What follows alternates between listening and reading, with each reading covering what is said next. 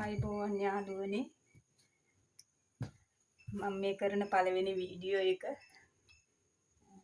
මම හිතනවා ඔයගොල්ලන්ට මගේ වීඩියෝ එක ප්‍රයෝජනවත් වෙයි කියලා.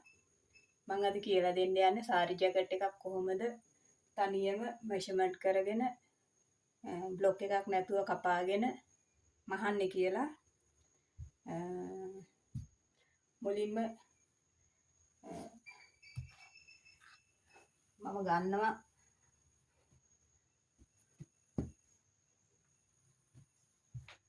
ලයිනින් රෙද්ද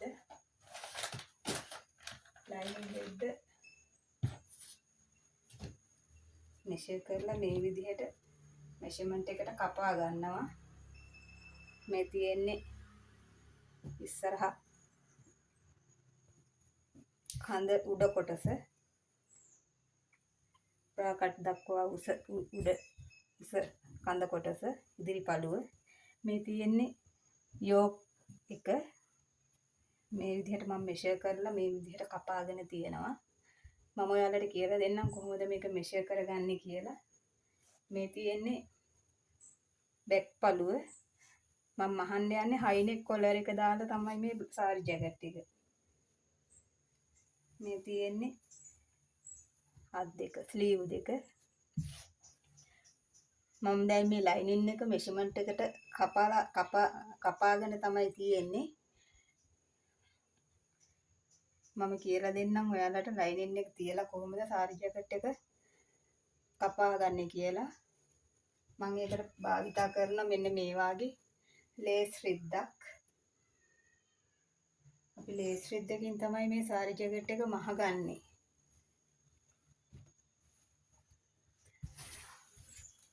මෙහෙම දෙකට නමලා අපි ගන්නවා මේ සෙල්වේජ් එක ඉස්සරහට. මේකට කියන්නේ නිම් වාටිය කියලා. මේ නිම් වාටිය ඉස්සරහ අපේ පැත්තට හරවලා තියා ගන්නවා. ඊට පස්සේ මෙෂර්මන්ට් එකට කපාගත්තු සාරි ජැකට් එකේ ඉදිරි පළුව මේ විදිහට තියා ගන්නවා.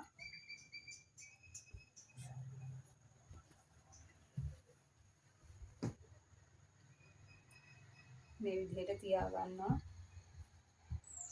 ඔයගොල්ලන්ට අවශ්‍ය නම් ඔයගොල්ලෝ පටන් ගන්න ඉස්සෙල්ලාම සාරි ජැකට් එකක් මහන්න පටන් ගන්න උත්සාහ කරන අය නම් මේකට මේ පින් එකක් ගහලා හරි ගස්සලා ගන්න පුළුවන්. නැත්තම් මේ රෙද්ද එහෙ මෙහෙ ගියොත් අපේ මේ කපන පැටර්න්ස් වෙනස් වෙන්න පුළුවන්. මම පින් එකක් ගහලා තියාගන්නේ නැහැ. මොකද මම සාරි ජැකට් මහලා පළපුරුද්ද තියෙන නිසා මේ විදිහට ඉස්සරහ පැනල් එක අපි කපා ගන්නවා.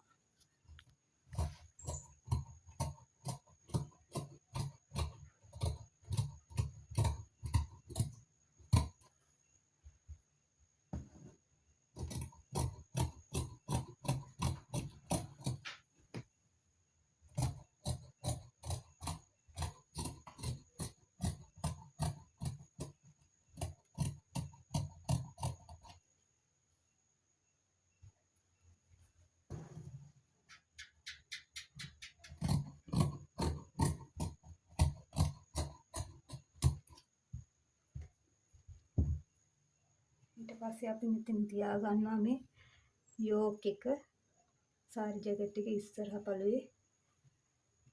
ඉස්සෙල්ලා අපි කපාගත්තේ බ්‍රාකට් දක්වා උසට පළුව තියලා ඊට පස්සේ කපා ගන්නවා මේ යෝක් එක මේ විදිහට ගානට එහෙම තියාගෙන.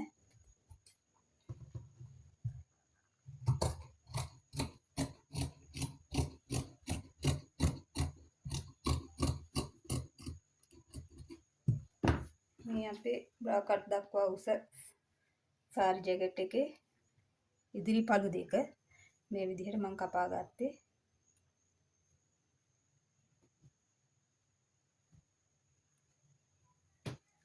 ඊගාවට අපි කපා ගන්න යෝක් එක.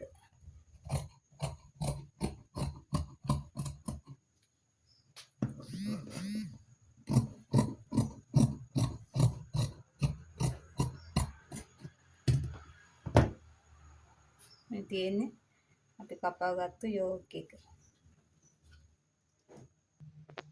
ඊගාවට අපි ගන්නේ සාරි ජැකට් එකේ බෑක් පළුව, පිටිපස්සේ පළුව. ඒකත් අපිට මෙතනින් තියලා කපා ගන්න, මැද නැම්මෙන් තියලා කපා ගන්න ඉඩ තියෙනවා නම්, ඉඩ ඇතිනම් මෙතනින් මෙහෙම තියලා කපා ගන්න පුළුවන්.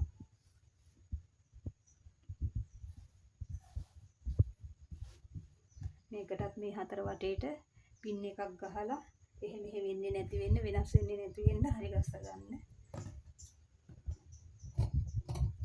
ඊට පස්සේ මේ විදිහට අපි බෑක් පළුව කපා ගන්නවා.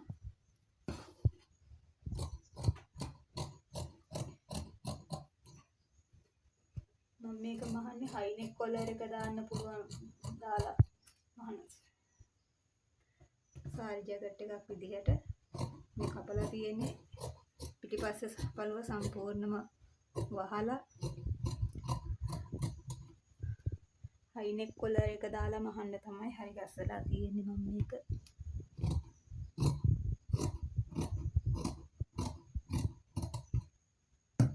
මේ විදිහට පිටිපස්සේ පළුවත් මේ විදිහට මම කපා ගන්නවා. දැන් මම ලෑස්ති වෙන්නේ මේ සාරි ජැකට් එකේ අත් දෙක කපා ගන්න. යාළුවනේ මේ අත් දෙක කපා ගන්නකොට අපි මේ දෙකට නමාගත්තු රෙදි කෑල්ල මෙහෙම තියලා ඒක ආපහු පාරක් මෙන්න මේ විදිහට ආපස්සට නමනවා. එතකොට මෙතන එනවා පළු හතරක්. මේ විදිහට තමයි අපි අත් දෙක කපා ගන්න සාරි ජැකට් එක රෙද්ද නමා ගන්න. පළු හතරක් මේ විදිහට එනවා. මේ තියෙන්නේ මම මෙෂර්මන්ට් එකට කපාගත්තු අත් දෙක. මම මේක දිග අත් දෙකක් තමයි දාන්නේ, වැලමිට ළඟට දිග අත් දෙකක්. මොකද මේක හයි නෙක් කොලර් එක දාලා මහන සාරි ජැකට් එකක් නිසා ඒකට ගැලපෙන්නේ වැලමිටෙන් පහළට දිගට අත් දෙකක් තමයි ගැලපෙන්නේ.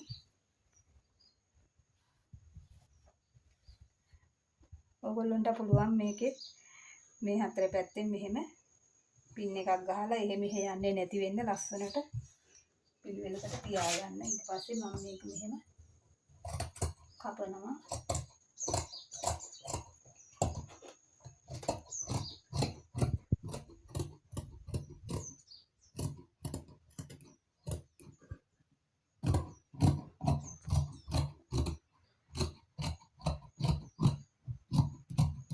අද මම ඔයාලට කියලා දුන්නේ සාරි ජැකට් එකක් කපා ගන්න විදිහ විතරයි. ඔයගොල්ලෝ කැමති නම් සාරි ජැකට් එක මෙෂර්මන්ට් එකට මේ බ්ලොක් එක හදාගෙන මෙෂර්මන්ට් එක අරගෙන කොහොමද මෙෂර්මන්ට් එකට බ්ලොක් එකක් හදාගන්නේ කියලා දැනගන්න කැමති නම් කමෙන්ට් එකක් දාන්න. ඔයගොල්ලෝගේ ප්‍රතිචාර අනුව මම ලෑස්තියි ඔයගොල්ලන්ට සාරි ජැකට් එකක් මෙෂර් කරලා තනියම කොහොමද බ්ලොක් එකක් හදාගන්නේ කියලා කියලා දෙන්න. මම ඊළඟ වීඩියෝ එකේ බලාපොරොත්තු වෙනවා මෙෂර්මන්ට් එකට බ්ලොක් එකක් හදාගෙන සාරි ජැකට් එකක් තනියම කපා ගන්න විදිහ ඔයාලට කියලා දෙන්න. සුබ දවසක් සියලු දෙනාට.